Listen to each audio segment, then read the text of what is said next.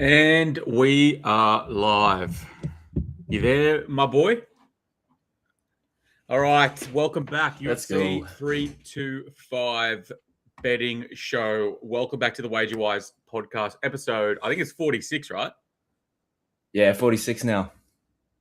Beautiful. You still hear me all good? Yeah, I can hear you. Yeah, sweet. We are back for another episode, not in studio together this week. Ryan's back in the homeland, unfortunately, but that's the way things go. How are you doing, my friend? Yeah, I'm pretty good, mate. Still in my post-holiday depression, but getting Yeah. there.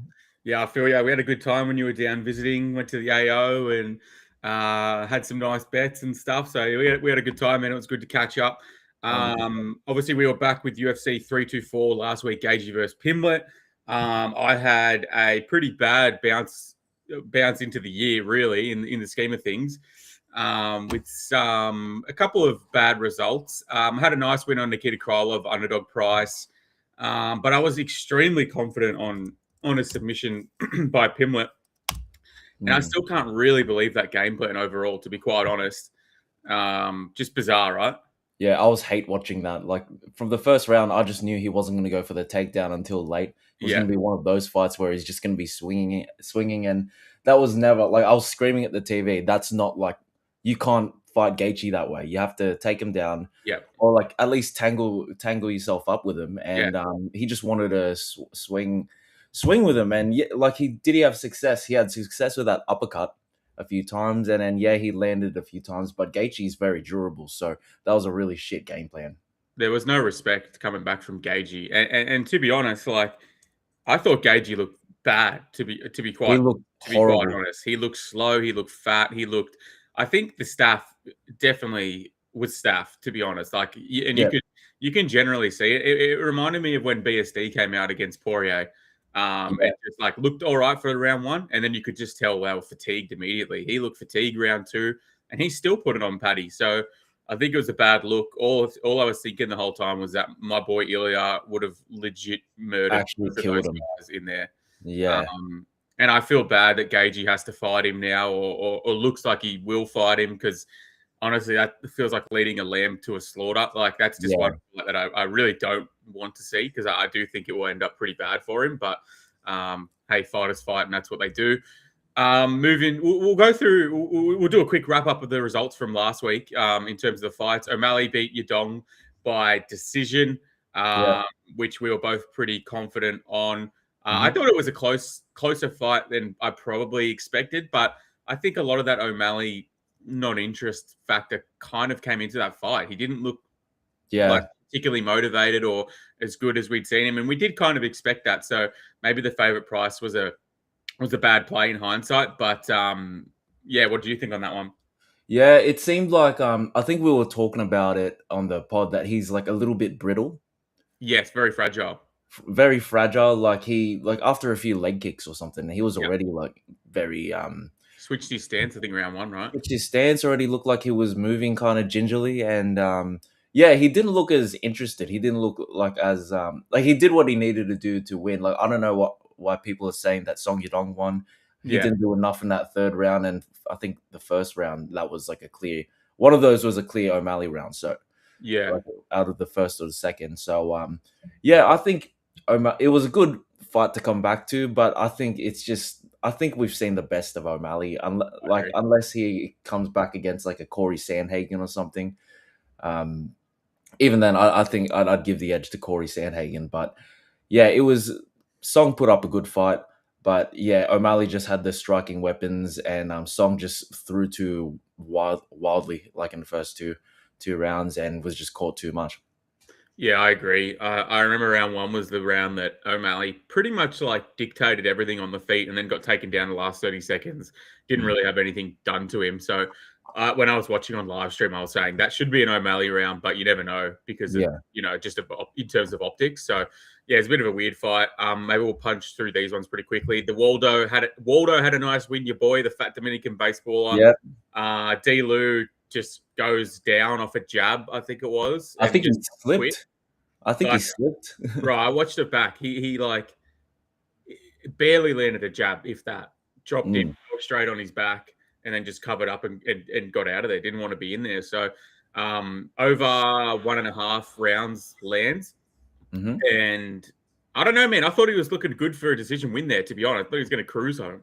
Yeah, I actually held myself back from doing a Waldo round 3 by decision win because I just watched back a few Derek Lewis fights and the ones where he lost, and the guy just wilts. Yeah. And the exact same thing. This is probably his most like comical wilt.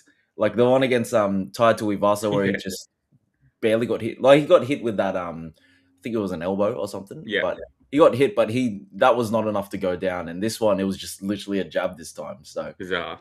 We can't put our money on Derek Lewis anymore. No, the bro's done. Natalia Silva beats Rose Namajunas by decision. I didn't think that one was as controversial as everyone thought it was as well. Like I thought it was just a competitive fight. I didn't think she looked great. But yeah, I just thought it was competitive. I didn't really have any thoughts there, really. Like, I don't know, it makes the Shevchenko fight a little bit more compelling that Natalia Silva didn't like run through Rose Namajunas and had a little bit of trouble with the wrestling and stuff like that. So is what it is. Arnold Allen lost to Gene Silva by decision. I thought both guys looked decent. Like Arnold Allen probably put up more of a fight than maybe I was expecting. But the striking prowess and just like the weirdness of Gene just came out on top. Like he just had too much power in his shots, and Arnold couldn't compete and couldn't really make him respect his power. So I thought that was probably the most fun fight on the main card besides the main event. Yeah, I agree. That was a good fun one. Arnold had a lot more success than I thought he would, and it was because he was flicking that rear left hand. He wasn't like committing to it, like where a lot of people commit to that left hand, and Gene would just like counter it with like a check left hook or right, but like he was just flicking that out and getting out of there, which meant he landed a lot on Gene, but it didn't really have too much pop in it. Yep, 100%. Cousin Umar stunk it up against Figgy. No. I don't know. I got nothing for that guy. Really don't know what to put there. Figgy looked bad, and Umar still couldn't finish him. So weird one there. Atiba struggled not really struggled. Like I say, struggled. He clearly won all the rounds, but didn't go out there and steamroll Polaev, which you must have been very happy to watch. Besides the first fucking 35 seconds like normal.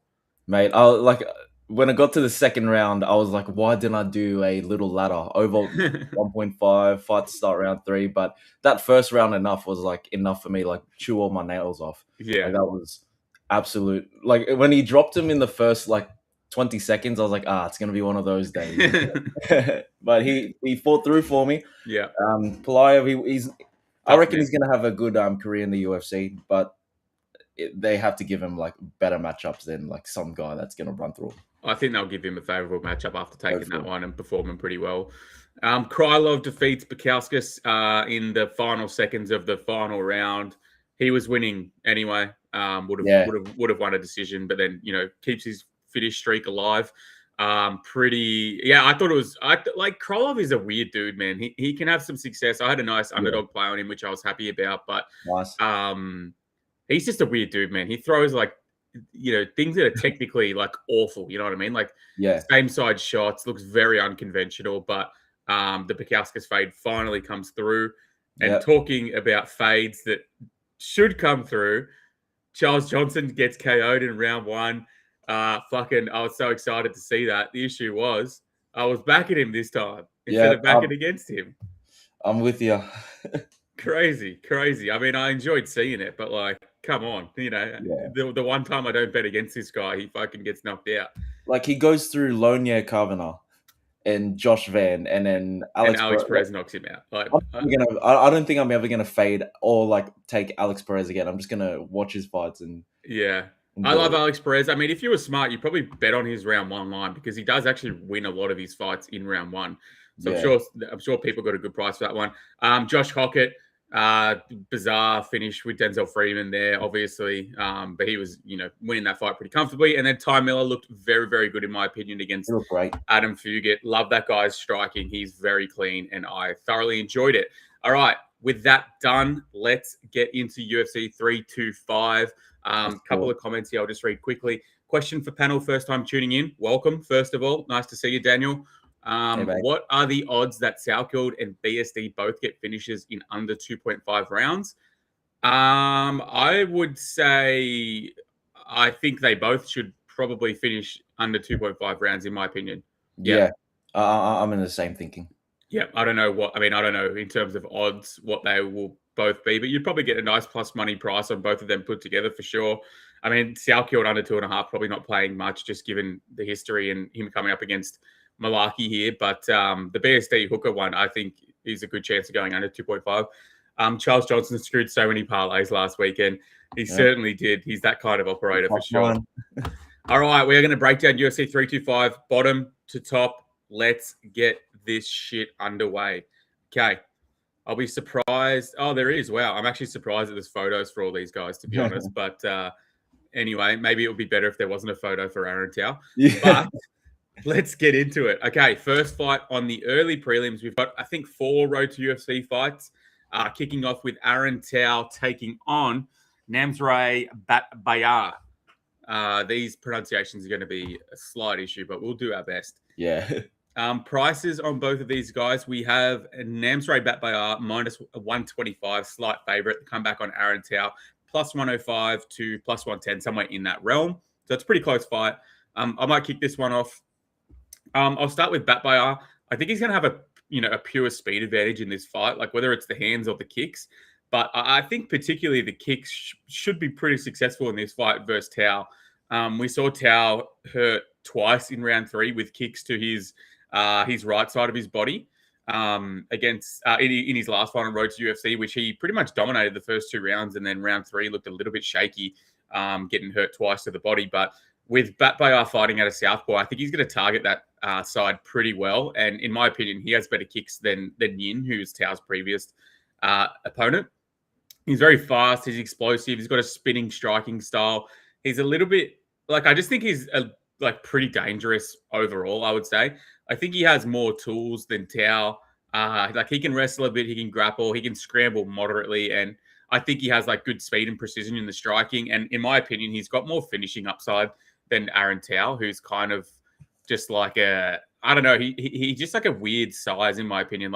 For this one, he's fighting at flyweight, whereas when we saw him on Contender Series, it was at bantamweight. And I think at bantamweight, he, had a pretty large size disadvantage, particularly to Elijah Smith. He was a fucking huge guy. But I think overall, he's probably undersized for bantamweight. But then the issue with him at flyweight is that in my opinion, he's going to be at a speed disadvantage across the board in most of his fights, which isn't the worst thing. But when you're a guy who's got defensive issues like he does and doesn't particularly see shots coming well, you're going to be wearing a lot of shots. It's one of those things where you're kind of damned if you do, damned if you don't. Do you go up to bantamweight and be undersized, or do you go to flyweight and be, have a speed disadvantage? So it's a tough one. But I just don't think he's that great anywhere, to be honest with you. Yeah, he's a dog, and in a scrappy back and forth, he can have some success. But I think he has a pretty low ceiling overall in the division. He's got a pretty poor level of competition, just bad across the board. I just think he's got a low IQ style. He doesn't seem to change his game plan fight to fight, which I hate. He just wants to walk you down, throw looping shots, outland you pretty much.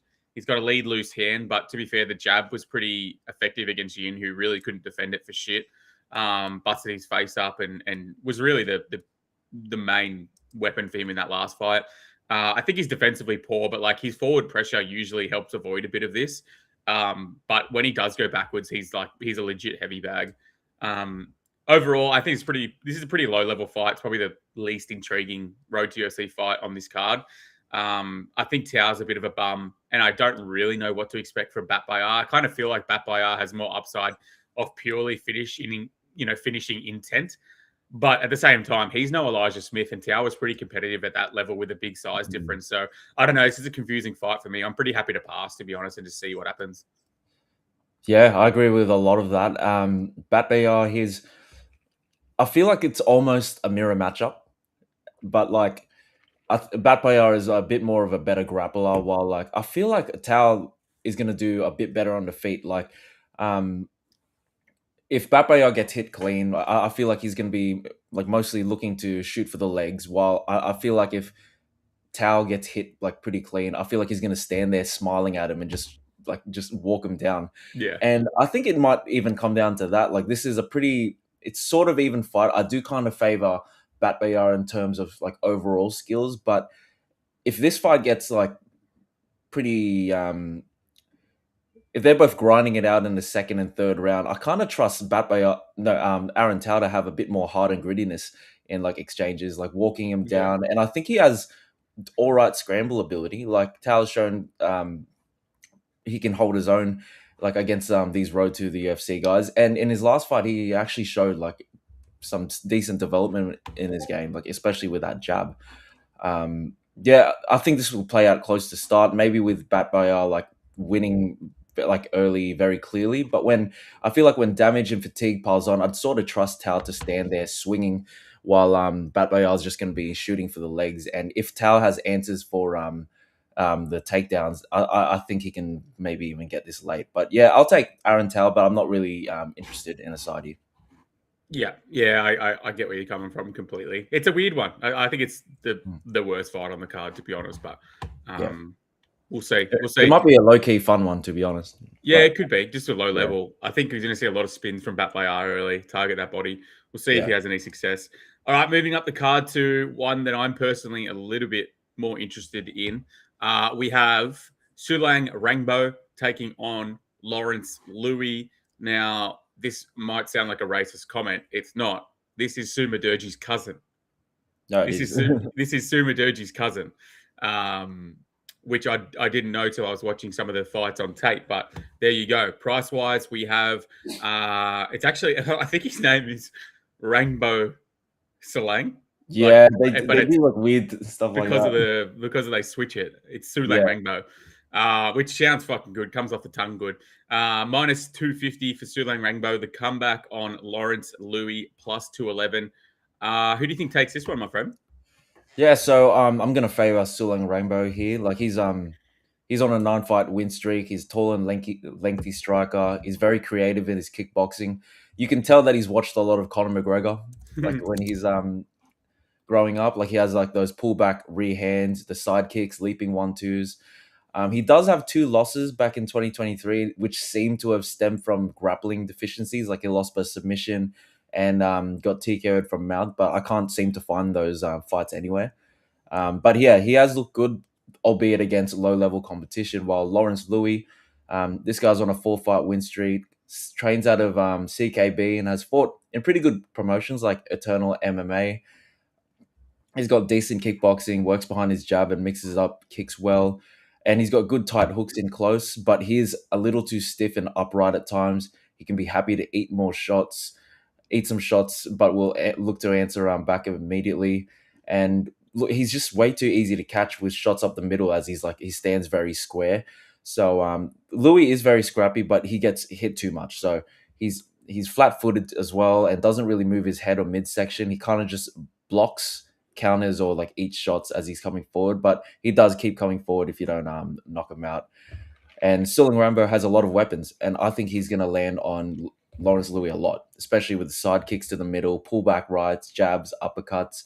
But if Louis doesn't get KO'd and he's marching forward, setting a pace, I would not be surprised if Sulang Rangbo starts to fade from like maybe towards the end of round 2. And if he fades, his chin is way up in the air, his feet won't be as fast, and things could come crumbling real quick for him. But I am going to favor Sulang Rangbo here. I think Lawrence Louis is just way too hittable. Yeah, nice breakdown. I don't have too much to add, really. Like, I'm not particularly high on Lawrence Louis. Didn't see anything on tape that I was, very impressed with or anything like that. Whereas Sulang Rangbo, I don't know. I was excited watching this guy. Like, I think he's got a fun striking style. I agree with you that I do think he has grappling deficiencies, but he's Lawrence Louis from CKB, the guy that's going to come out and fucking put the wrestling shoes on for 15 minutes. I'm not convinced. And I think on the feet, I think it's night and day, to be honest. I think Sulang Rangbo is far quicker. I think he's got great precision and timing. And I think he's a good chance of KOing Lawrence Louis here, to be honest. I think he's going to be, like I said, the speed advantage is going to be pretty large. And I just think he's got a way higher ceiling. So Sulang Rangbo by TKO is plus 175. I think that's a really good chance coming off. I think this is a great matchup for him to land quite a lot. And if he does, he's always a finishing threat. So plus 175 on a pretty big favorite for his most likely path to victory. I like it. I think he probably gets a finish win here. Yep, like that. And I think he looks good doing it. I think a lot of people watch this and go, fuck, he looks pretty decent on the feet. So we'll see what Sulan Rangbo's got to offer as he moves forward. But I think he looks pretty promising as a striker. All right, up the card to Kichiro Nakamura sure. taking on Sebastian Saleh. Prices, we have Sebastian Saleh minus 145-ish, 150, somewhere there. The comeback on Nakamura plus 125. I'm confused about this fight as well. This one and the first one were two that I was kind of breaking down and going, I'm not hugely interested. Like I think Saleh is the better fighter in this fight, to be honest with you. I think he does he fight out of he's out of Perth, right? I think he fights out of Perth. Yeah, I think out of Perth. But he's from Perth. But he's got a pretty functional style. Like he's a good striker. I think he's good at distance. He's also pretty good at pocket boxing. Like in the pocket, he's pretty handy. I think he's the better striker in the fight, and I think this is most likely a striking fight. But what scares me is that he's small, man. He's really small for this division. He's going to be undersized as he moves up. And I think like Nakamura is not a huge guy, but I think he's probably at least like 5'9", 5'10". So he's going to have like, I know he's listed as a little bit shorter, but I do think he's a touch taller. He's going to have a pretty big size advantage in this one, which I don't love given it's a striking fight. So it's a little bit confusing for me. I think Saleh is the better fighter, but I'm not rushing to play him. Like I think he's probably got a higher ceiling too. He's got some decent skill set across the board, and he's actually like he's a pretty good fighter. He's kind of got some attributes that you could relate to Volkanovski, I'd say, like decent hands, decent footwork, decent on the outside, decent on the inside, kind of decent everywhere on the feet. And I think he probably wins this fight, but again, it's not one I'm rushing to play with a size advantage and a little bit of like, I want him to prove it to me in this spot. So minus 150, I'm not rushing to play. How do you feel about this one? Yeah, I'm in the same thinking. Like I think Saleh, how do you pronounce it? Saleh? I think Saleh, I think. Yeah, I'm just gonna pronounce it like that. I think he's the better fighter, but his attributes like kind of scare me, especially against a guy like Nakamura, who he has 5 first round finishes. He's a southpaw striker, and like he has very good hand speed and accuracy. He counters well with his rear hand as opponents come in, and he's very technical with his shot selection. Like he has sharp uppercuts through the guard, rips to the body, sniper like 1-2s. And if Saleh is going to be like he's a good striker, like he's good from distance with his kicks, and once he's in the pocket, he like has really good boxing combos. But I think he gets pretty reckless in the pocket as he's piling up volume in the boxing range. But he can take a punch, but I don't think he can. I think Nakamura has that type of power that can really like change a fight, and like with the height and reach advantage, I think he can have his way if Saleh is switched off at any point. I do think this will be a mostly striking affair. If anyone's going to initiate clinches or any exchanges, it will probably be Saleh. Nakamura looks to be a more Saleh being more active with his low kick and body kicks. But every time he closes the distance, he'll be in danger of getting caught on the way in with Nakamura's rear hand up the middle. And if he gets in the pocket, he'll be susceptible to short hooks and uppercuts. But if Saleh can keep his hands up, catch and fire, I think he can land pretty often, as Nakamura has his chin pretty high and he has a lot of confidence in his defense. But I also find that Nakamura throws a little wide as he leans back trying to land hooks and uppercuts. And since his chin is so high, Saleh will have a good chance of landing his flurries that start to the body and end over the top, which I could see having some success, especially because he'll be the shorter fighter. Saleh will also have the upside of this fight goes deep. Like he's won 7 fights by decision against solid guys in gritty fights, while Nakamura has gone the distance once, like winning by decision against a 15-6 fighter. And he didn't look incredible the longer the fight went. So I think I'm going to favor Saleh here. Probably going to win a 29-28 decision. Yeah, that's the same outcome I had in my head. Probably goes to decision. Interesting. Anyway, I think a lot of these road to UFC guys, like, you just want to see him prove it a bit on a relatively big stage before you feel comfortable playing juice on him. For sure. I don't know about you, but fuck, I tell you what, UFC Fight Pass was so hard to find these fighters. Like, once I found Yeah. they were all on the same event, but like finding that event was so difficult. Yeah, I'm with you. No name you search came up with any result. Like, you had to literally get the event and go in through the event. It's one of the worst apps in the fucking history of apps, I reckon. Oh, I hate it. Like, I hate going through it. It's so bad. Okay, up the card, we've got Sang-Woo Kim taking on Dom Ma Fan. Prices we have Dom Ma Fan, slight favorite, moderate favorite, -145 to 155, somewhere in that range. The comeback on Kim is plus 125 ish, somewhere there. How do you see this one going, my friend? Yeah, so I did tape on this last week, and I was pretty sure on one side, but like watching it like this morning, I'm just kind of like in the middle. Dom Fan, he's only had 2 losses, which have both been to Quillen Salkilled. Stands out of an orthodox stance. He has okay striking. His defense isn't great. Like, his striking is just a means to an end until he shoots. But he's a strong grappler. Looks to time entries underneath opponents, like strikes, like using body locks, double legs, or throws. And will look to take the back against the fence to attack rear naked chokes. Sang-Woo Kim, he's on a 4-fight win streak since losing to Rong Zhu. Orthodox stance, throws a lot of front kicks as he marches forward. He swings loopy combos when opponents are backed up and will shoot as they cover up. He has strong top control, stays active with his ground and pound, and will advance positions till he can threaten a sub.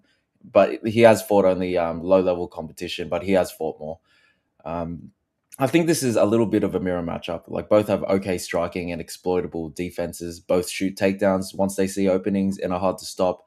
And once they're on top, they have pretty dominant control. I think this fight comes down to who can impose their will on the other and have more gas in the tank. Last week when I was watching tape, I kind of leaned on the Dom Ma Fan side. Like, he's the younger fighter with slightly less experience, but like, he has fought and beaten like pretty good level, at least better level competition in the eternal MMA scene. But I don't know, like, watching it today, I'm kind of leaning towards the Sang-Woo Kim side. Something about the way he moves, the way he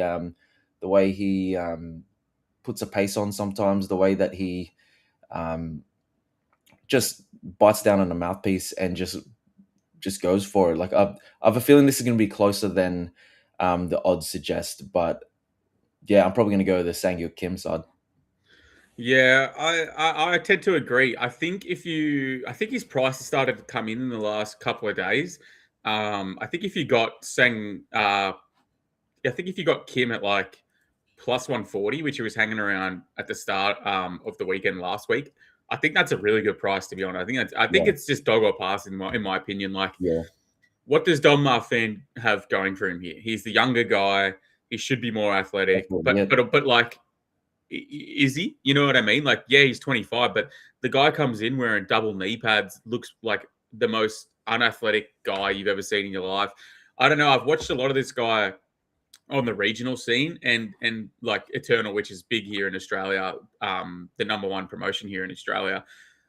And I don't know, but you know when you watch fights and you just think to yourself like this guy's good, but he's not UFC level. yeah, yeah. That's exactly how I feel when I watch Don Marfan. I'm like, this guy's good. He'll probably have success on the regionals, but I think he's probably just a step down in competition from the UFC. I think he's just not as good as a UFC fighter should be at this point. Completely agree.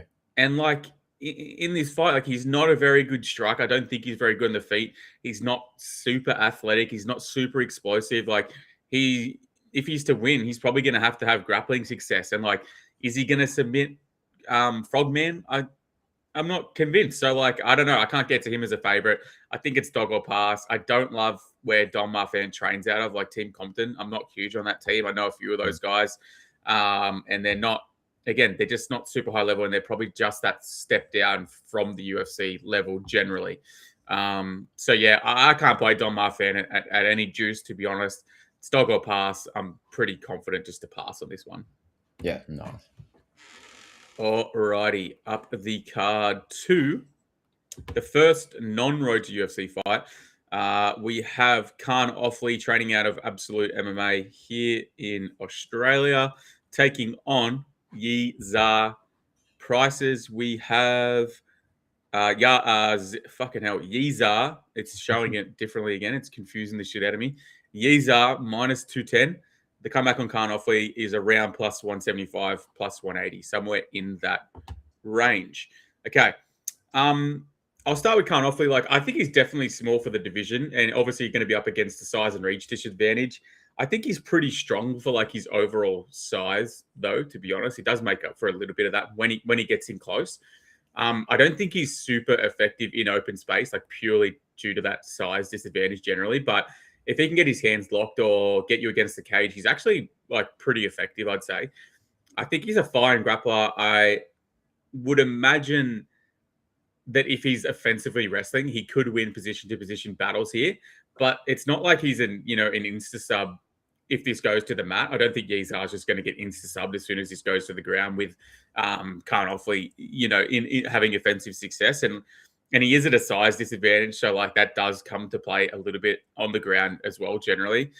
So I don't love it from a Khan Offley side. Like, onto Yi Zha, he did fight a very tough fight versus Santos. Super gritty, ate some massive shots and damage. I think he's a pretty tough dude, like most of the Chinese are. They can take shots, wear shots, and they kind of just keep coming. It's pretty impressive, really. I don't know how they do it.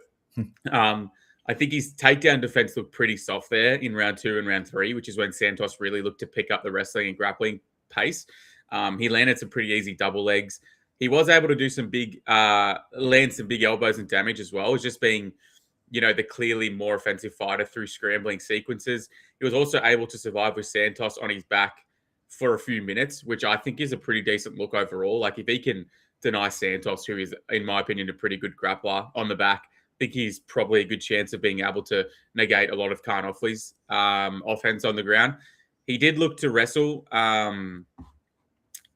versus his last opponent. Sorry, I just clicked something.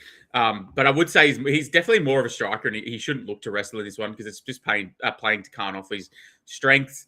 I kind of think that Yi Zha is not really going to respect Offley, and I think he's going to look to make this a back and forth scrap. I kind of favor him to take shots better over time. I think both guys could have success in a few areas, but I tend to think Yi Zha probably wins like maybe 6 out of 10, 7 out of 10 fights overall in this one. I didn't get to the price on Yi Zha, but I think he's probably should be the price that he is, maybe a little bit shorter, if anything. But I think he wins. Yeah, I don't have too much more to add to that. I think he's should get the win here. Hopefully, he hasn't been getting good results at all, but he's lost to Myron Santos and Muhammad Naima, which aren't the worst losses. While Yi Zha has lost to some bad competition in the past, including Zhang Yong Lee, and his wins have been mostly against road to the UFC opponents and Weston Wilson, who is one of the worst fighters ever. Yep. I do think a lot of Yi Zha's upside is in round 1. He has 12 round 1 subs and 4 round 1 knockouts, and hopefully he's only been knocked out twice, both in round 2, to Myron Santos and an Aussie boxer named Isaac Hardman back in the day. He's never been subbed before and has some very strong grappling of his own. Yi Zha has pretty good overall striking and grappling, but I think if you don't put Khan Offley away, he's kind of just good at just staying there and keeping you working. And I just feel like if Yi Zha doesn't get him out early, it might Offley has a good chance of looking good in the later parts of the fight. But can he secure those rounds for sure? I don't know. So I'm going to pick Yi Zha here, but I'm probably happy to just pass on this one. Yeah, I don't know why fucking Tapology is showing Khan Offley as having a Turkish flag. He definitely represents Australia, right? Yeah. Yeah, that Isaac Hardman crossover is so bizarre. Oh, mate. And he's fucking random ass. I know. I was really surprised seeing that. I had to actually I was like, quick double take. Not the Isaac Hardman, right? Yeah, that's random ass. Okay, up to the prelims. That is the end of the early prelims. So all going well. I don't want to jinx it, but should be at least 13 to 15 fights on this card, given the Road to UFC editions. We did lose a couple, but still looks pretty healthy. So that is exciting. Yeah. Okay, up the card, we got Jonathan Mikulev, the captain, taking on Oban Elliott. Prices, we have Jono Mikulev minus 135, minus 140. The comeback on Oban plus 115-ish areas. Ryan, does Jono Mikulev come out here and Gumby it up and take down Oban, or does Oban do business and get back on winning path? Yeah, this is actually a pretty tough fight. I had a pretty confident bet on Jonathan Mikulev when this fight was originally made, but I got him at plus 125 there, and now he's like what minus A little bit shorter, minus 140. minus 140 now. So he's a favorite now in this spot. And to be honest, I felt more comfortable backing him as an underdog. But Yeah. this guy's pretty good. He's a southpaw, fights long and measured. He can be scrappy in the pocket. He's got a pretty lethal kicking game, especially those body kicks that he just sneaks in there with no telegraph. Solid boxing, especially with shots down the middle, but I feel like he does lack speed and explosiveness, but he makes up for it in timing. I also like his work in the clinch. He attacks knees and elbows there, and he's a pretty good chain wrestler. I've seen him come in with pure chain wrestling game plans, and he's relentless there, and he has pretty good jiu-jitsu once on top. And Oban Elliott, he's 3-1 in the UFC, coming off that loss to Sakyon Ko, which was a very disappointing outing. He's pretty well-rounded overall. Like, he can fight from both stances, controls range well by working behind a nice snappy jab. He's rarely out of balance. He's got good takedowns and grappling when he sees opportunity. He's fast and sharp with his movement, and in the past has shown good takedown defense, like against Preston Parsons, but definitely not in that last fight where he was kind of unraveled against Sakyon Ko. He couldn't defend takedowns. He showed no ability to get up. He looked hesitant on the feet due to the power coming back at him, and it's weird. He's 5 fights in the UFC, and I still don't know how good this guy is. I'm not going to downplay his skills. Like, he is well rounded, but let's look at his wins. Like, he beat Basil Hafez, who's a sloppy brawler, Preston Parsons, who's grapple or bust, and Val Woodburn, who is shit. And Oban was also dropped by Val Woodburn. Like, he had to resort to grappling to get the win there. And in his Contender Series fight, he got dropped badly in the second round. He had to rally in the third, and he was knocked out twice in the regionals. Like, so there's a lot of red flags here. And here he's up against Jonathan Mikulev, who is still very green and looks far from a polished product. But I did like what I saw in his Contender Series fight and the improvements he showed in his debut. And I do think he has the tools to win this fight, and he does have more ways to win. Oban is a guy who tends to skirt around the outside and either darts in with combos or times counters. He can't really resort to grappling here because that kind of plays into Mikulev's game. And if he doesn't get a knockout, he'll need to be outstriking Mikulev from range for 15 minutes, which will be a pretty tough task. Mikulev has good long-range weapons, and I think Oban will struggle early with getting in the pocket and finding his range. Like, I feel like he'll be met with kicks on the way in. He'll have to defend kicks and straight shots from distance. And even if they exchange in the pocket too, Mikulev can scrap there. And suffice to say, like, Mikulev will have the heavy grappling upside. Like, I've seen him, like I said earlier, I've seen him come in with chain wrestling game plans, and he can resort to pure grappling if things get shaky on the feet. Even if Oban improves his initial takedown defense and is able to keep it standing, Mikulev has great clinch work with elbows and knees, and I do think he will wear him down against defense if it gets there, and eventually get a trip, body lock, or a throw. And on the mats, I feel like he'll have his way with him. He's very big and very positionally aware, and he could even get a sub or something. So I do worry because Mikulev did slow down against Kevin Jusay in the third, and if Oban still has gas in the tank, he can rally. But I still think Mikulev can win 2 or 3 rounds here. I'm not really interested in his price anymore. Like, at minus 140, I'm much rather backing him as an underdog. So I'm going to take Jonathan Mikulev by decision. Probably fight goes the distance. Yeah, I agree with pretty much everything you said there. I like Mikulev. I've bet him a couple of times that we've seen him. Had him against Jusay, had him on Contender Series, both at sort of the Contender Series, he was slight fave, pretty much same price as he was here, and then Jusay, he was a nice underdog price. So he's done well for me so far in the UFC, and I think I'll continue to look to back him where possible. I'm not sure if this is the spot for it. Like, I don't know. I like Mikolev. I think he's got a lot of good tools. Like he's big for the division. He's very physical, extremely physical. He's very athletic and pretty. Like I think he's very strong. To be honest, like I think if this gets in close, I think Oban's going to be in a little bit of trouble because I do think physicality wise, he's going to be far stronger. And while Oban, I think it's fair to say Oban's probably the better like pure wrestler. I think Mikolev can negate a lot of that with his physicality. Yeah. He's a little bit single shot oriented, like in his striking, which I typically don't love, but it seems to work for him. Like I think Jusei is a look. Is he a great fighter? Probably not. Like that form's been franked a little bit, but he's a fine striker who we saw have some success in the UFC, and he could not read Mikolev's rear leg kick out of southpaw for shit. He couldn't read it for shit. Head or body, didn't matter. It was just slamming in there. And I think that's probably a tool that if Oban wants to stay on the outside, he's going to have to be pretty aware of because Mikolev will just, slam that into him. He's bad defensively though, man. Like moving backwards, his chin's pretty high up, hands low, head central. He can be landed on a lot, but he's a pretty gritty dude. He's got like the dog in him. He's hard to fully put away. Like even if you clip him, I think he's got a pretty grinding style, which the wrestling offense kind of, really helps with. He's got like decent offensive takedowns, and I think he's pretty effective at getting to his opponent's hips. But he is like more of a judo guy with trips and throws and stuff like that. Yeah. I don't think he's a crazy jiu-jitsu whiz, but I really like that transition to triangle on the Contender Series. Like it looked like a mistake or he kind of slipped off or something like that. But the way he was able to secure that sub was really impressive. I think he's the better jiu-jitsu player in this fight. So if Oban is losing the striking and does have to wrestle, I think he could be in for a long night, to be honest. I don't think Jono's top pressure is like, superb, but he's clearly very good on the mat, like particularly if he takes you back. So I think he's got a good chance of winning the fight there.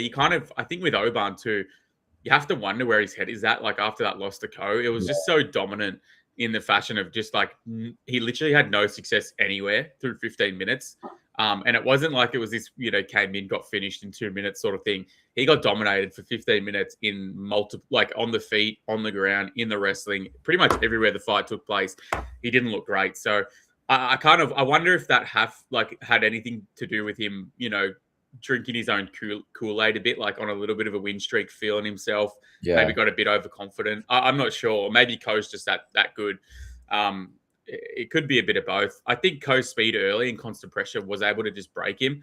And Oban really had nothing to offer off his back foot and off his back, more importantly. He had nothing to counter Ko's judo throws and trips, which I think Mikolev could have success with here. So overall, I think it's a pretty interesting fight. I think speed and versatility goes to Oban, but like length, judo, awkwardness of Mikolev, physicality, it all goes to him. So I think it's definitely it's probably a step down for Oban. Like fair to say, like Mikolev's probably not as good as Ko right now.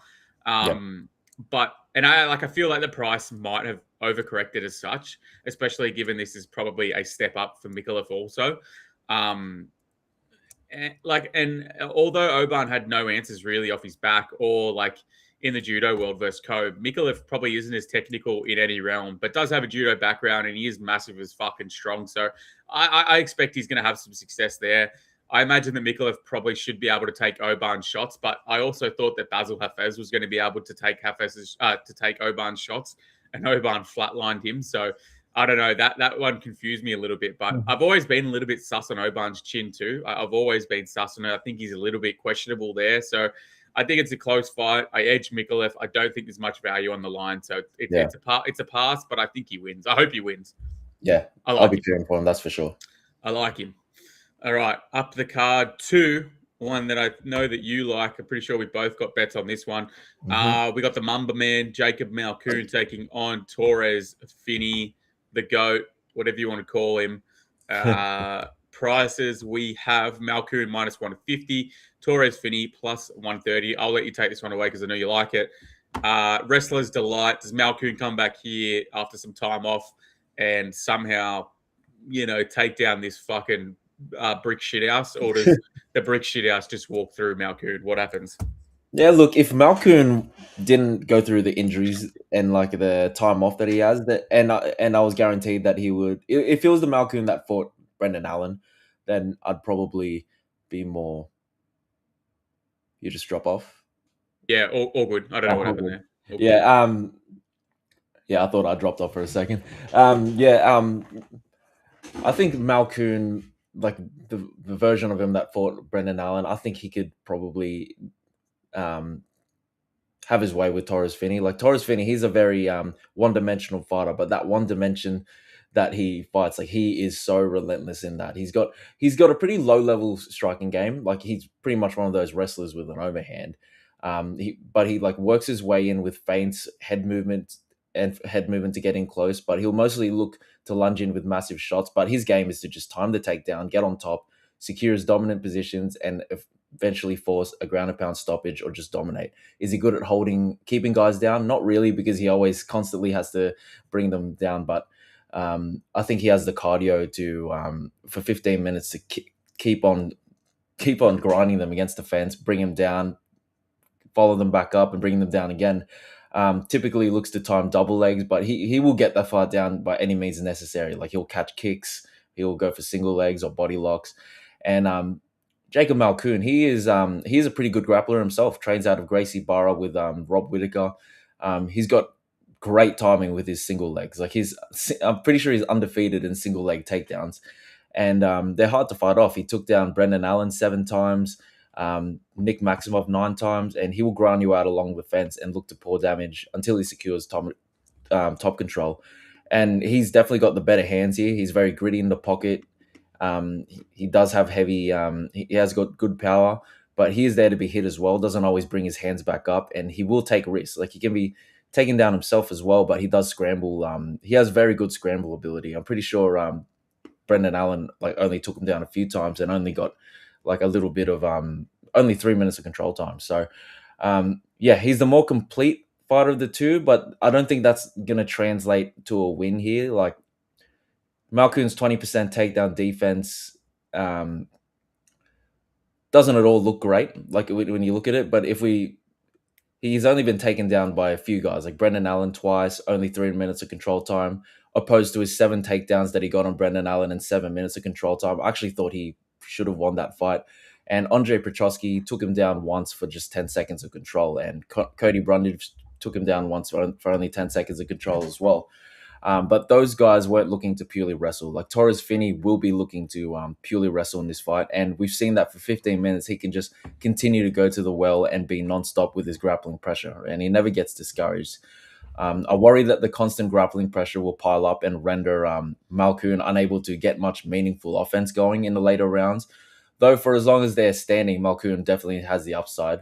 But it's not for like, he's not like a high level precision striker from distance as well. He has to be in the pocket, and at any time in the pocket, like Finney could just look to grab a hold of him, slow the fight down against the fence, or force him to defend. And if Malkoon has the gas tank to defend takedowns and land meaningful offense for three rounds, then I favor him. But I think that's a big ask coming back from like such a layoff and against like someone like Torres Finney, who I actually like the fact that he's training with DC full time now. Like if anyone's going to be training Torres Finney, like especially with the body type he has, like you'd hope it's DC, and like there he is. So yeah, I took Torres Finney at plus 135. Do I think he's the better overall fighter? Not really, but I think like he's just gonna force Malkoon to work hard here. Yeah, I think this is a pretty fucking ugly matchup, to be honest. I don't think either can strike and both can wrestle. So usually in those scenarios, that means we're going to see a disgusting striking fight for 15 minutes. I'm hoping that's not the case, because that will make me want to commit seppuku, to be honest. But yeah, I think like in terms of how I see this fight going, I think Finney is just a way stronger guy, to be honest. Like Malkoon is probably the better pure wrestler. But if he can't get the single leg on Finney, which I'm not convinced he will have any success with, like Finney is probably going to be able to negate a lot of that single leg stuff literally through his strength. And like if I guess if this does spend time with Finney on his back, I think he probably will struggle a bit, just because Malkoon has relatively good pressure. But I'm just not convinced that he does spend time on his back. Like I think he might be the more offensive guy here, who's looking to move forward. He'll put Malkoon against the fence. And this fight probably spends 12 and a half minutes out of 15 against the fence. And that's where Finney does good, man. He's fucking big. He's strong. He's athletic. He's physical. And, you know, you've passed on some inside news and some news that's floating around about the Malkoon camp, which I'm sure will come out post-fight. But I don't like it. I really don't like it. He's had a lot of time off, and now he's coming in against the guy who can arguably compete with him in the area that he's best with and probably have more output and volume. So, yeah, I like the Finney side. I think Finney is I think he's probably impossible to submit in terms of neck chokes. I don't know if you can get under his chin. I don't know if you could darce him. I don't know if you could guillotine him. It looks impossible. Like visually, it looks impossible, but maybe it's not. I don't know. I think Finney has probably more power on the feet, but he's got zero interest in having to fight there. And is Malkoon the guy that's going to fucking outstrike him for 15 minutes on the outside? I tend to think not. I also think that Malkoon could arguably be like 5-0 in a different universe. He probably should be. Like that Brundage loss he's aging hilariously. But yeah, I don't know. This feels like a pretty smart price for the books. I'm on Finney. I like him. I got plus 130. I've got 1.25 units on him. I like it. I think he's going to be the fighter who's more active, more output, and is optically winning this fight generally. So, yeah, I like the Finney side here. Love it, mate. All righty. Up the card to another hilarious fight. Speaking of the dog, we've got Cam Ralston taking on Cody Brundage. Prices, we have Cam Ralston minus 360. Hilarious. The comeback on Cody Brundage is plus 285, 295, somewhere in that realm. This is typical Cody Brundage areas, though, to be fair. I'll start with Ralston. Look, he's really big and really long for the division. His stoppage versus Petroski is like legit classic Andre Petroski, getting dropped by a ghost left hook in the pocket that, you know, that Snicko wouldn't have even picked up on. And then just gets ground and pounded till he quits. Like, when I watched that fight back, I literally was just laughing. Just literally giggling to myself, just going, "Oh, this is classic Petroski." So I put next to nothing in that win, to be honest. And Ralston still has a lot to prove to me. I think he has some good striking tools, like his kicking offense and mostly his attacks up the middle. But he's definitely a little bit awkward and a little bit Gumby like with. He's got that tall man defense. So there's a few things I don't love about Ralston. I think he's got a pretty low level of competition overall in the Oz NZ scene. But like, to be fair, it can be tough sometimes to get matches out here. So it might not necessarily be his fault. But I think Finney was able to show he does have takedown defense issues. But he does have that typical CKB defensive style where he, you know, can get back. Like, he might not stuff the initial attempt, but he does have an ability to get back to his feet pretty well. Onto Cody Brundage, he really is just an overhand merchant, to be honest. He has some wrestling offense, but if he can catch you coming in with his overhand, that does get thrown with pretty decent speed. He can tend to hurt you more often than not, like especially in round one. I think he's a 5-minute upside fighter, and that's probably big in this one. I do think that he could potentially be on a downtrend in his career, but I guess we'll find out pretty quickly here. I think he's going to have more hand speed early in this fight, and Ralston has that lead hand very low. So I think there is a world in which Cody starts hard and fast and catches him potentially. Brundage tends to die late, to be honest, and you know, we see that he likes to force you know, ref stoppages or make the refs make decisions that may be wrong or right or whatever. But you know, you have to be careful to hitting him to the back of the head. Obviously, he's a smart guy. He knows how to win. And you got to like that when you're betting a big underdog, to be honest. I think, like, in terms of fight style and career trajectory and stuff like that, I think Ralston has way more upside, but there's no denying that Cody can crack early and Ralston's pretty hittable. So I do think there is a world in which he loses quickly. And regardless, like, minus 300 on a tall spastic, like, you know, like Ralston, who's really done nothing to me, it does leave me to be dog or pass. I like the look of unders because I think either Brundage knocks him early or he quits late like he normally does. So I think under 1.5 is minus 110, 120, somewhere there. That's a tough look. Like, I think that's probably in between, and under 2.5 is minus 400. So it's pretty unplayable. But I don't know. I'm intrigued on a Brundage round one sort of shot because I do think there is a world in which he lands fucking big on him early and puts him down. Brundage round one looks to be like plus 850. So I think that's a good look. I'd rather play that than his money line because I think his money line is him in round one anyway. So I'd rather get plus 850 than plus 300. So yeah, I think Ralston probably wins if it goes past 5 minutes, but Brundage upside early. Yeah, I completely agree. If you're going to play Cody Brundage, just play the round one, and maybe don't put a full unit on it. But yeah, I really like Cam Ralston. I believe he lost to, was it Torres Finney that he lost to, like in Contender Series. Yeah. But yeah, since then, when he was scheduled to fight Petrosky, I did some like pretty good, pretty insightful dives into his career, and I think he has like a pretty good like skill set. And I think we both took him as a dog in his Contender Series second fight as at plus 120, and I thought we had like great value on him there. And because of like what I saw there and like the fights after the his first Contender Series fight, like I was pretty confident he could beat Petrosky and cash for us as a pretty good underdog. I think plus 140, plus 130. But I like his skill set. Tall and lengthy, manages range effectively. He's got pretty diverse striking, measured and mixes it up well from like all ranges, like even clinched up with elbows and knees. And I think he has good finishing instincts. On top of that, he has very good offensive grappling, especially with his slick jiu-jitsu. And he works well from his back if he gets taken down. And Cody Brundage, like this guy's he comes from a pretty successful wrestling background, but I feel like in MMA he's pretty much a journeyman. You can see it in his record. He does carry a lot of knockout power, but he has pretty limited striking, kind of just swings. But if he lands early, man, like if he lands in that first round, he's probably gonna take your head off. Come round two, falls off a cliff, he loses steam, drops his output, and just looks for a way to survive or fight, or a way out of the fight, like trying to force a referee to make that decision. Yeah, I feel like if you're playing Cody Brundage, you're playing round one. If you're playing Cam Ralston, I think it'll be a in the distance spot if that number is nice enough. Maybe a straight KO line, or maybe even a submission line if it's juicy. But yeah, if like I find that submission actually to be like a decent possibility, as if Ralston gets him kind of rocked. I feel like Cody Brundage will be the type of guy to just shoot, have his neck out, and then Ralston like does have a pretty good choke on him. So he has 7 wins by sub. So yeah, I do like the Cam Ralston in the distance spot. Whether I play it or not sure, but I wouldn't play him at minus 300.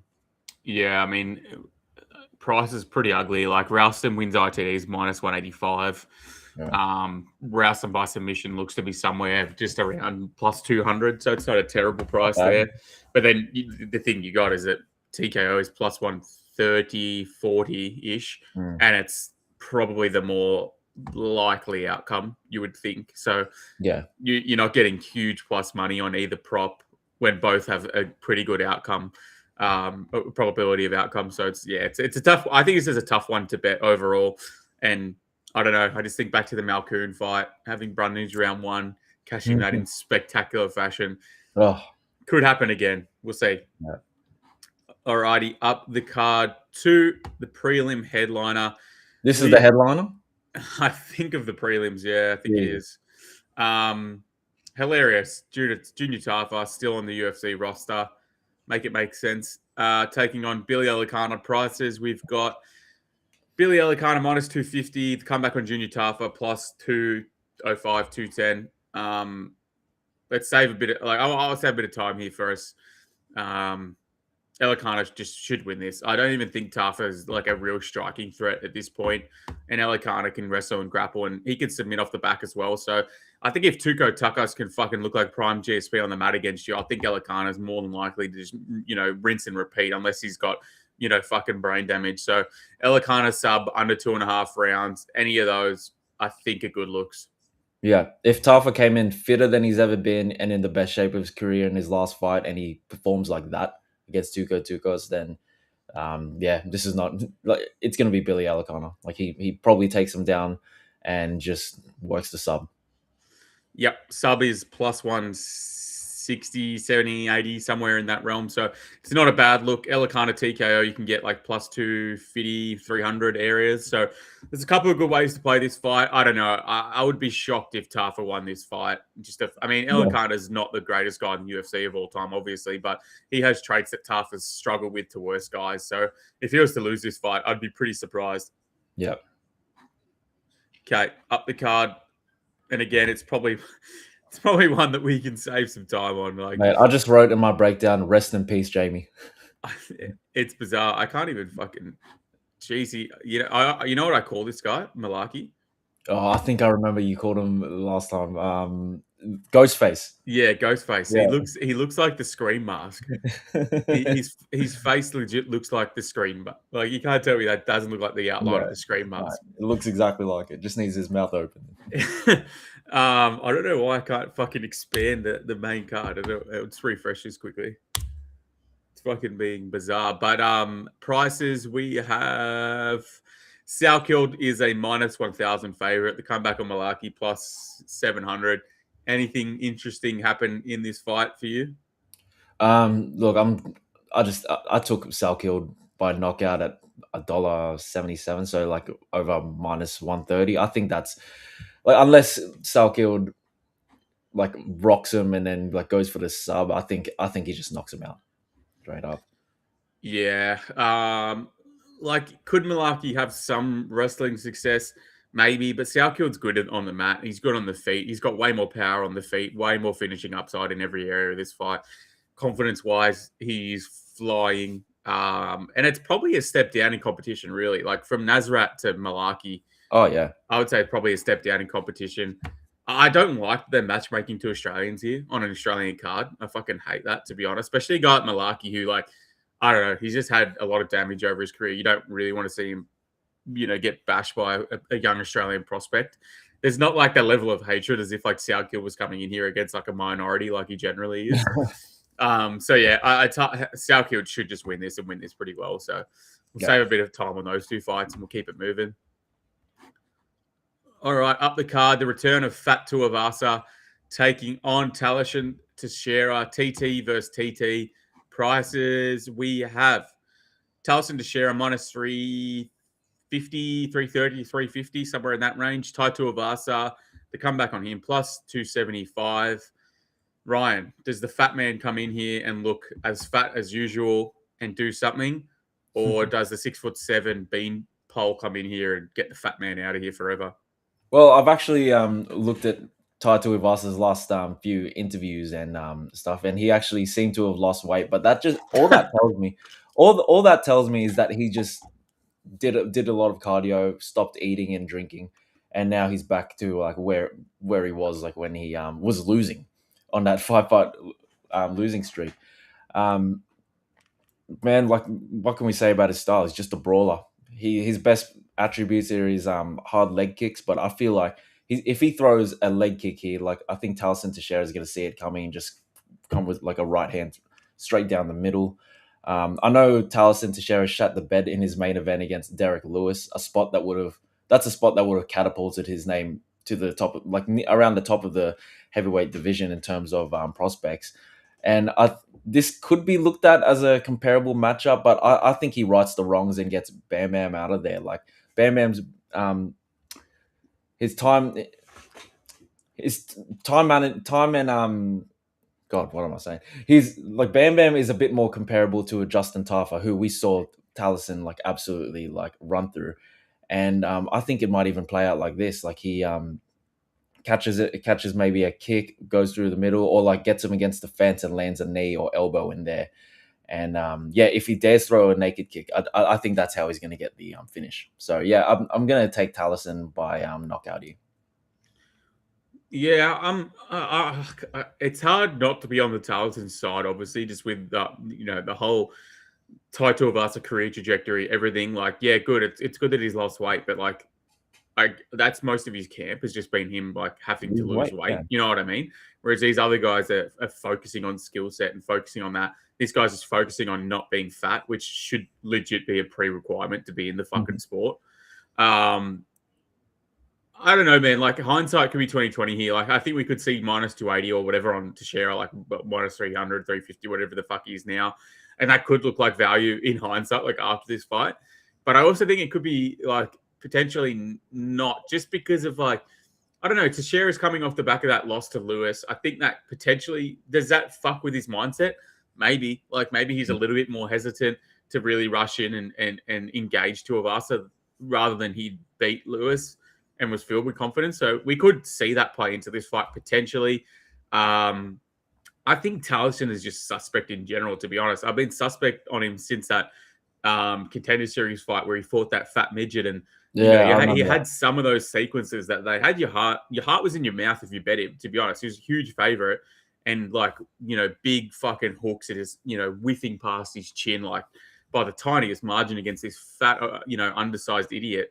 So, like, would it shock me to see him hurt to Tuivasa with like a front kick to the body like Garn did and then come in and get fucking clocked with an overhand? Honestly, it wouldn't, because I do think he is suspect. But like if he doesn't, I think it could be one-way traffic, like especially if this gets to the mat. I think Teixeira has huge upside if Tuivasa is fighting his back. He's shown that he has no ability to get up off his back. He's vulnerable to submission. Usually these retirement style things don't end very well. And given Tuivasa's like lifestyle and history, it doesn't fill me with hope and optimism. So I think Teixeira should win. Sorry, but you can't catch me dead betting minus 330 on him. I'm just having a look at what Teixeira by submission. Teixeira by submission is plus 750. I like that, to be honest. Yeah. I really like that. That's how I would play this fight. I think, look, is he guaranteed to wrestle? No, he could just come out here and try and steamroll him and get clipped himself. But if he gets his fight to the ground or even gets his neck against the clinch, I think he's a big submission threat. So I like plus 750 instead of minus 330. I'll take that every day of the week. Yeah, I like it. And Bam Bam, he doesn't get really like knocked out cold. Like pretty durable. He gets TKO'd, and that's from him like working his way up and just not being able to get up. So there's a chance like Talison like knocks him down, grabs the neck and just snatches it. So yeah, I don't know why I thought I'd see a little bit smaller of a number just given the favorite size there. But hey, you never know. We'll see what happens. All right, up the card to the feature fight of the night. It's a fucking good one, man. We've got Rafael Fiziev returning against Mauricio Ruffy, who is returning after the loss to BSD. Prices we have. This is a close one, man. It looks like there's been a lot of movement like in the last couple of weeks. They're all sort of up and down and up and down. And I can understand why. After taping this fight, I can absolutely see that. Yeah. Currently, it looks like the price is about minus 120 Ruffy, plus 100 Fiziev, around that. It's more or less a pick 'em. It's going to float between a pick 'em all week. Yeah, it's going to be going back and forth. Yeah. We'll start with Fiziev. We know what he is at this point. Switch stance fighter, explosive kickboxer, very athletic, good speed, which is why I'm a little bit worried about his comeback from yet another knee injury. I think this might be his second or third knee injury at this point. So that does concern me as a guy who's like, what is he now? Fucking 30, 32, a little bit like getting on the older end, plus the knee injuries. It's a little bit concerning, especially when you're, like I say, your style revolves around speed. But he has extremely good eyes defensively. He rolls with shots well. He gets his head out of range expertly.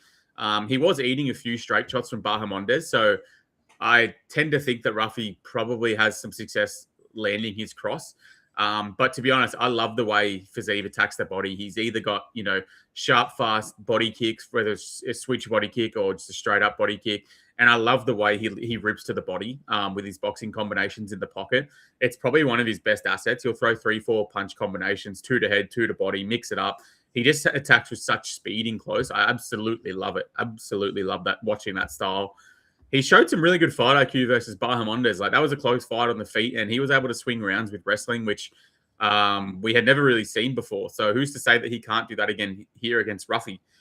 One thing that does worry me was he was KO'd previously with a spinning back kick early in his career by Magomed Mustafayev, if you remember him So when I watched that one back, I'm like, fuck, maybe Ruffy has a little bit of success with his spinning back kicks, which will throw a fair bit. But onto Ruffy, he just got broken by BSD. BSD came out early, landed 2 kicks to the body and to the head in the first 10 seconds. And I think he kind of caught Ruffy off guard a little bit because he looked gun shy and tentative after that. So I tend to think that the big stage sort of got to him a little bit in that position. And to be fair, BSD is a tough matchup for a guy like Ruffy. Like I know he was he was a pretty big favorite in that one, but that was off some hype and some nice finishes and stuff like that. I had BSD in that fight, and I wasn't particularly surprised with what I saw. He didn't really have any answer for the pace, the pressure, the double leg entries, and on the mat he had, didn't offer much resistance. But BSD is a brutal grappler. Ruffy at his best, he's a precise sniper who comes forward. He picks you off at range with, I would say generally looping attacks. He's got great speed and timing rather than like pure raw power, I would say. He does tend to be a little bit more one-shot oriented rather than having pure boxing combinations. But he can rip you and hurt you to all 3 levels. Again, he relies on his eyes a lot defensively, which is fine. But, if you get hurt or you have a cut that leaks into your eyes, you tend to revolve back to, needing the basics defensively, which is hands up, chin down, that kind of thing. But Ruffy doesn't have that. So again, that's not necessarily a bad thing because that style is what he's built around. But it could be moving forward when we see fights get tougher and more competitive and more damage comes out and stuff like that. So it's just something to think about. I think he looked pretty poor in round 3 versus Lon Top. That was one of the main things that made me want to fade him with BSD. And I do really worry about his pace late. But to be fair, in that fight, he landed some massive shots on Lon Top throughout the first 10 minutes that I think he probably stops most people with those shots. So I don't know. It's just one of those 50-50 things. He's got a long lead hand, which means the left side of his face is usually undefended. I could see a switch stance combination being extremely successful, which is something Fiziev is very good at. He'll step through moving forward mid-combination and change his stance, which I think could catch Ruffy off guard. Overall, I love this fight. Awesome fight. This is going to be a striking match. Neither guy is like a huge volume guy. So I feel like if this plays out at range, I don't necessarily think cardio is like a huge problem here on either side. Like I don't think either guy is going to be pushing this like horrific grappling pace that wears either guy out. So I don't think cardio like is going to be the dictator in this fight. I do worry about Fiziev coming off another knee injury, and I was expecting to see Ruffy favored. So I think we could actually see a TKO in this fight, to be honest. Like I think either guy can have success in close, and given that it's not a hard pace, I think like KO inevitability will be there for longer. I think if you take the dog on either guy, on a dog price on either guy is probably the play. I think Ruffy's probably got career trajectory going for him. Like he probably has more upside in the next few years than Fiziev, but the level of competition isn't close at all. And I think in close, I think Fiziev's a better boxer. I think he's a little bit safer defensively. The only thing is, has he come back, the same fighter after all these injuries? I want to be on the Fiziev side here, I think, to be honest. I think it's a close fight, and I think either guy could have success, but I think if you put gun to my head, I'd probably want Fiziev in a striking match. I think. It's a tough call, to be honest. Yeah, it's a tough fight. I've been watching the prices for these this fight move up and down like through like the past 2 weeks, and I believe this fight stays a technical striking match. If anyone's going to mix it up with forced clinch situations, it's Fiziev. Like I remember him taking down Justin Gaethje and having that funny position on top. Crazy. But Ruffy will have significant height and reach here, which will be very important, as I feel like Fiziev does his best work. He does great works with kicks, but he does some of his best like work with his hands in the pocket. And Ruffy does his best work from distance, like picking his spots, like he will be moving around and then he'll just launch an attack or time a counter shot as you come in. Fiziev is a bit more aggressive, and I think he'll be more likely to force the issue, while Ruffy, he's a bit more patient. He tends to be both like sort of low volume, but I think Ruffy is a lot more low volume, focusing on single shot, like more impactful single shots. And ultimately, what it comes down to is I do think Fiziev will give Ruffy the openings that he needs to attack. Fiziev is very hittable, like both backing up and while he's attacking. Like he's not hittable like when they're just both standing there, but I think he's counterable. I mean, and Ruffy, I do feel like he's a bit more defensively tight, like especially in the pocket. Like he does the shoulder rolls, he moves away, he's very elusive, and he's so much quicker, so much longer, taller, and I do think he manages that range better. In fact, I think if Fiziev was to have like a aggressive Muay Thai like approach into this fight, I think it plays right into Ruffy's style just perfectly. And while he has power, I'm not sure. I'm not sure. Fiziev has the one shot kind of power to put away Ruffy. I think it needs to be like an accumulation of shots, more like a TKO. Definitely. While I think if Ruffy lands like the shot like to the chin, I think it could potentially put him out. Yeah, I would agree with that. But like you said, I think plus money on the other side is a very good play. I took Ruffy last week at plus 110, which I'm happy to see now that it's going down. He's gone down to like what minus 110, minus 120. So Yeah. I think now the value is on Fiziev. That's for sure. Yeah, it's interesting too because like I don't disagree with anything you say there. I tend to think Ruffy is going to be the more powerful guy and probably have like bigger finishing upside. But then I look at the quality of competition, level of competition. I'm Yeah. like, fuck, man, Bahamondes, Gagey twice, Gamrot, RDA, like all these names are 15 times better than anyone fucking Ruffy's even like sniffed at, Yeah. this point. So it's a confusing fight, man. And I think this is a good one. I actually like I like under 2.5 at plus 145. I actually kind of like that. I know Fiziev has less upside to finish, but it's a striking fight, man, and he's a good striker, and we've seen him have success like in pocket boxing moving forward. I think he could have that here, and I think Ruffy's always live to one shot someone, so I think it covers both angles, and you get good plus money. So yeah, could it go to decision? Yeah, is it probably more likely? Yeah, but you're getting plus 145, so I don't hate that look. Yeah. No, I think that's a good play as well. All right, co-main event time. Let's fucking go. We have Dan the Hangman Hooker taking on the God of War, my boy BSD, Benoît Saint Denis. You know my love for this man. Oh yeah. It's been some time. Who do you think wins this fight? Does Dan Hooker come out here and, I don't know, just meme his way to victory? Or does BSD take him down and submit him? We've got BSD minus 330 and Dan Hooker plus 265, 275. Yeah, I just don't know if like this version of Dan Hooker, this specific version of Dan Hooker, who we just also get killed by Arman Sarukian. Like it didn't even feel like long ago. It was like maybe in November last year where we saw him just get taken down and destroyed by Arman Sarukian. This version of Benoit Saint Denis, like especially training under new head coach Nicolas Ott, who's like has a lot to do with like other like pretty high level French fighters. A lot of them, a fair few of them have actually left. What's his name, Ferdinand Lopez's gym, Yeah, and started training with him and just up their game. BSD up. I always liked him, but I think now like this version of him is definitely like this version of him now probably would have like without the staph infection probably would have ran through Dustin Poirier a few years ago. So. Where does Dan have a chance? Sure, he has all right striking, but his striking didn't look that good against like Arman. Like he kind of just threw that front kick out, and I don't know. He kind of telegraphed. He has that weird, like long,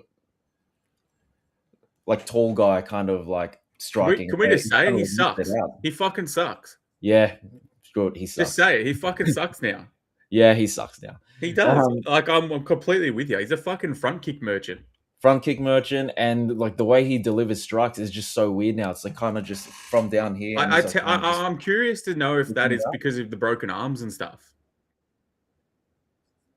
Mate, I swear he's looked so much better.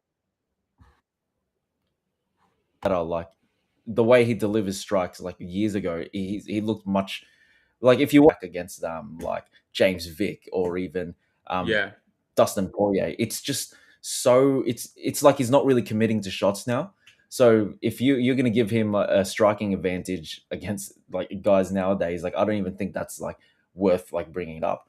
because he's just pretty shit in that now. And he probably has CTE. Like I've heard him talk too. Like he just mumbles and he carries on. But anyways, I think BSD like will get a takedown. He might even like hurt him on the feet, to be honest.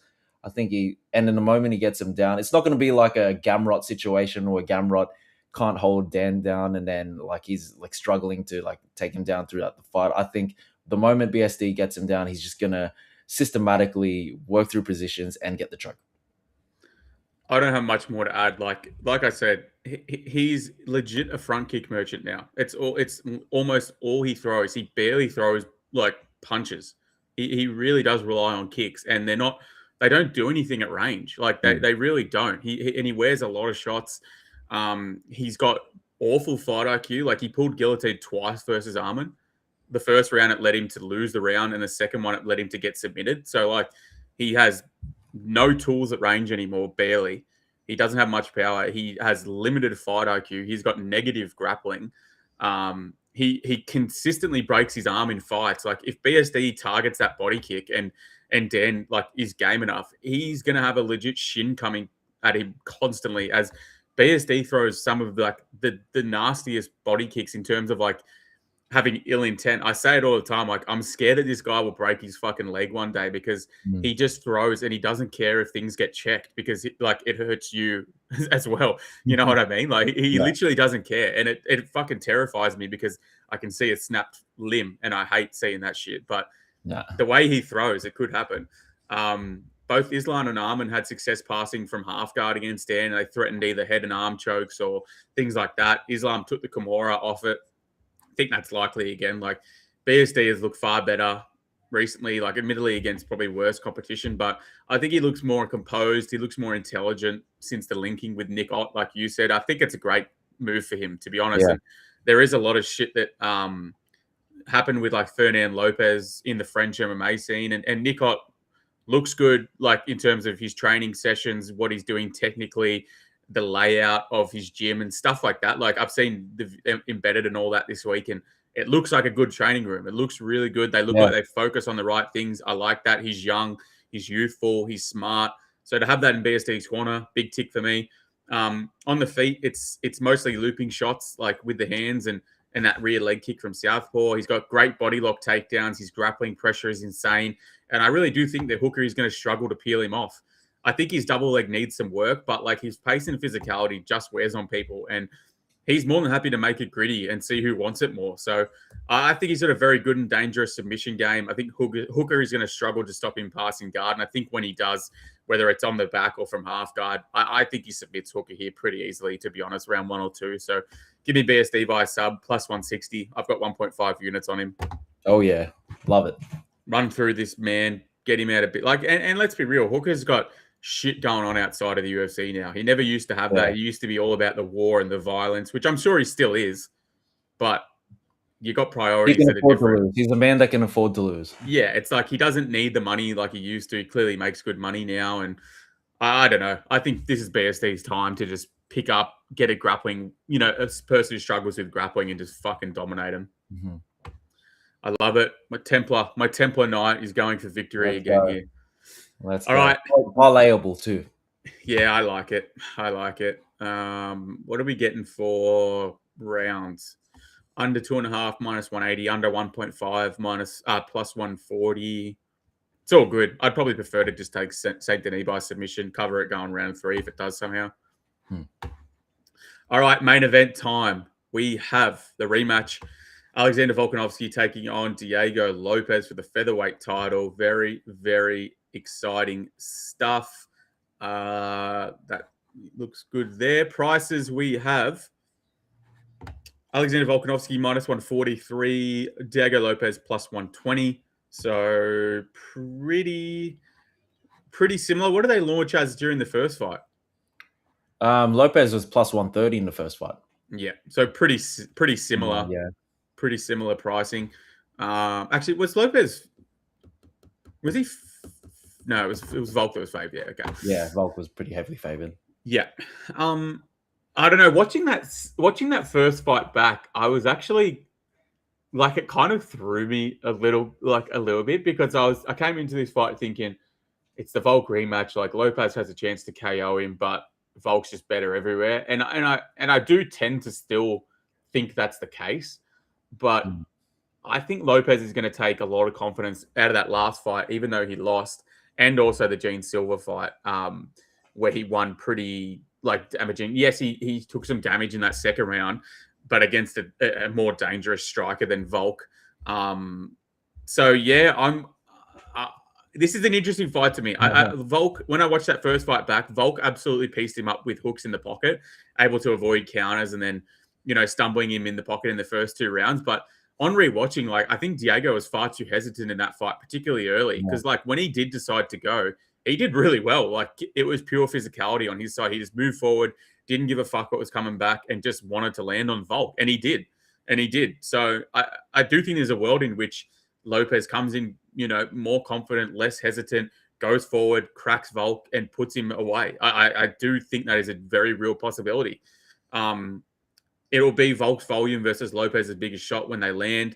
I think, I think it's fair to say Diego has probably overperformed in terms of his skill set. I don't think he has an amazing skill set. I don't think he's an amazing technical boxer or anything. But yes, he has very good jiu-jitsu and very good durability. But I think Volk is also going to be at his lowest we'll probably ever see him in terms of durability, athleticism. I think this is probably potentially a retirement fight. Even win or lose. I think if he loses, he definitely retires. But I think if he wins, I think there's also a chance he retires. So big pressure. I'm finding it tough to pick a side. I think dog price is the play on Lopes purely off the danger threat. And I think he's going to be live to finish through 25 minutes in every area. But if I'm being honest, I like the unders. I like under 4.5 minus 110. I really like that play. I think there's going to be violence in this fight. I think I mentioned to you in person last week when I watched the first fight back. All I took away was that I think one of these guys is going to knock each other out in the pocket because they got extremely close a couple of times in that first fight.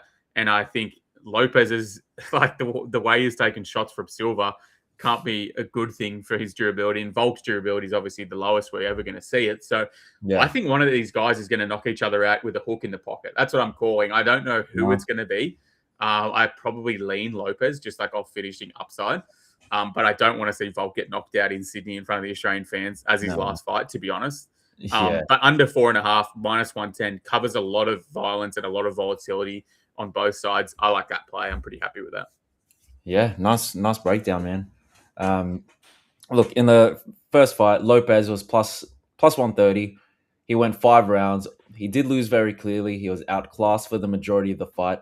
But he also very clearly underperformed. He fought uncharacteristically tentative, attempted 0 takedowns, just stood in front of him, just trading hands, and never stepped on the gas the same way he usually does. And the times where he did, he dropped Volk in round 2, heavily damaged Volk's eye in round 4 that forced him to go on the retreat, and had good moments scattered throughout. And he still got a 48-47 on one scorecard. Again, very clearly lost 4 rounds, in my opinion. Lopes's problem was that he was always caught in the second and third phases of attacks with his hands down, and he paid for it every time. He also struggled with Volk's dynamic style of pressure boxing, kicks to the legs, and body kicks from distance, and Volk mixing in takedowns, which gave Lopes more to think about. But Lopes has the thudding power and finishing ability and durability to create chaotic exchanges and find a finish at any point, which we saw glimpses of in this fight. He was very much, I feel like he was very much overwhelmed in his first title fight with the bright lights. Yeah. And now we get a similar line for him in this rematch. And I did take Lopes in the first fight, but I think I'm honestly going to go back to the well again, even with the same odds. He's the younger fighter. The younger fighter in Lopes now has 25 minutes of valuable experience he can draw from and game plan with. He also has that win against Jean Silva in his second time main eventing at UFC Noche under his belt, which would have boosted his confidence and further mentally prepares him for the bright lights here. And Volk, who is another year older since their first fight, hasn't fought since, will once again have to show up and not only replicate the level he fought at, but have to fight at a higher level in his hometown. And historically, like there's been 2 title defenses in Australia by Aussies, and both times they lost the belts. On top of that, the last Australian to win a main event in Australia was Rob Whittaker against Brunson in 2016. And on top of that, Volk has a lot going on outside the cage. Not that it will have a major impact in the stylistics, but like he's a guy that can afford to lose nowadays. But Yeah. It's, I bring that up because it's the little things that could impact fights by the smallest margins. This is a fight of small margins, so given context, I'm putting a 2-unit bet on Lopes at plus 130. Yeah, lovely breakdown. I don't disagree with really anything you said there. And we barely even mentioned the submission threat for Lopes. Like, Yeah, if Volk wants to come out here and maybe he has got clipped in training camp, or they know that his durability is a bit lower, or whatever it may be, and he looks to implement a heavy wrestling plan, which we've seen him do before. He did it against Jair. He's done it against other guys. Who's to say he doesn't put himself in a bad position like he did multiple times against Ortega? Yeah. So Lopes is clearly the more likely to finish. Plus 120 feels good. I don't disagree with you at all. And that is UFC 325, Volkanovski Lopes 2 in Sydney, Australia this weekend. I'm very excited. I'm unfortunately not going to get to watch the fights live. I have some prior engagements that are going to go for that whole day. So I'll have to come out of the stream that we're doing and see what has happened and watch it back. But fingers crossed that everyone goes well with their bets, and that's a good card. We'll go bottom to top, final picks, predictions, and then we'll get out of here. So, right. Aaron Towell, back by you. I don't even know. Aaron Towell. Yeah, I'm going to go back by on that one. Sulang Rangbo or Louis? Sulang Rainbow. Sulang Rangbo for me. Do you remember Robert Louis for the Tigers? NRL player? Oh, yeah. Robert Louis? Yeah. I don't know. I just thought I saw his last name. Oh, I thought you were going to... No. Nakamura or Saleh? Zalay. Yeah, I think Saleh as well. Kim or Fan? Kim? Yeah, dog or pass. We got Kim. Offley or Yezar? Yezar. Yep, Yezar for me too. Mikulev or Elliott? Mikulev. Yep, Jono for me. Malkoon or Torres Finney? Finney. Yep, Finney underdog for both of us. Ralston or Brundage? Ralston. Ralston probably wins, but I'll have a bet on Brundage round 1. Tafa or Elikana? Elikana. If he loses this fight, cut them both. I don't give a fuck. Salkilled or Malaki? Salkilled. Unfortunately for the Scream mask ghost face, I think he's probably going to go down. I think. How many fights is he? Oh, he won his last one against Bedoya. I kind of forget that fight even happened, to be honest. Yeah. Do you remember that fight? Not really. The third round. Oh, like that was. I had a lot of money on JB Malaki there. Oh, wow. And the third round was just so fucking like scary. That's hilarious. Tuivasa Teixeira. Yep, Teixeira for me too. Teixeira submission plus 750. I don't mind. Have a look at that. Yeah. Fiziev Ruffy. Ruffy. Yeah, I don't know. This is a great fight. It's a really close fight. I'll go for Z, but it's not a confident one. Hooker Saint Denis. Saint Denis. Yep, Saint Denis is going to run through him. Submission. Volkanovski, Lopes main event. Look, this is where the fan in me and the betting man in me is at conflict. So I'm going to cheer for Alexander Volkanovski, but the betting side has to be Lopes. I agree with all that you say there, my friend. And that is UFC 325. Thanks to everyone who's tuned in. If you want to follow Ryan and get his specific plays and whatnot, you can follow him on Twitter at Desperate Times with a Z1. Or you can follow me at Provide Picks at Dribble Sport, whatever you prefer. Dribble Sport on Instagram. Anything you want to sign off with, my friend? No, let's very keen for this card, and let's get back on the winning streak. Yeah, let's rewrite last week. We'll forget about that. We'll have a good week this week. And then I think next week, from memory, is Bautista, right? Yeah, Bautista and Vinicius Oliveira. And then I think it might be a week off after that. But regardless, we got fuckloads of UFC coming. So keep tuning in. Like, comment, subscribe, follow us, share it with your mates. Good luck on your bets this weekend at UFC 325. We'll see you at the same time next week. See you then. Catches.